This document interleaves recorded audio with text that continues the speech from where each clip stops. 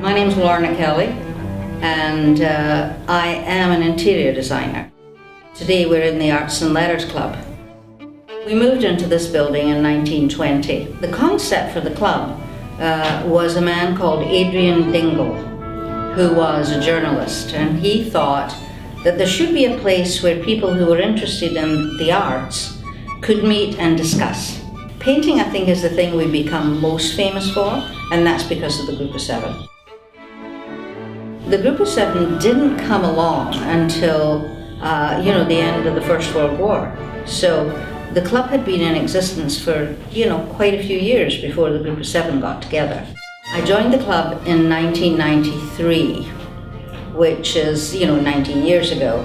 In 2004, the incoming president asked me if I would be the vice president, and I said yes. So I was the vice president for 2 years, and then I was the president from 2006 to 2008.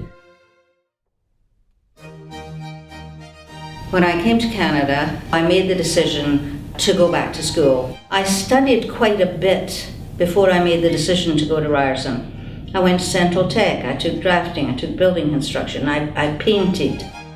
Once I finished at Ryerson, I worked for a few different companies, and I did some commercial design, but it was easier as a single owner to do small jobs. And then I got a call from Ryerson.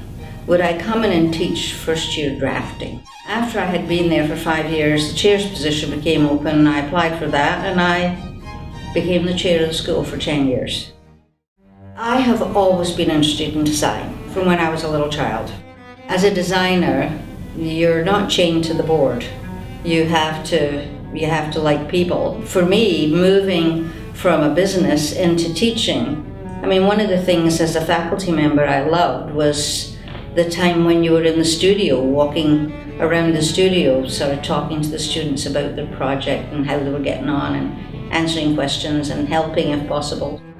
I think a lot of it is time management, organization, all that sort of stuff, and it works no matter where you are in your career. When I was teaching at Ryerson, the students would always complain about, God, we work so hard and we're up all night and all that kind of thing. And it was just, wait till you get out in the business world. That's the way it is all the time.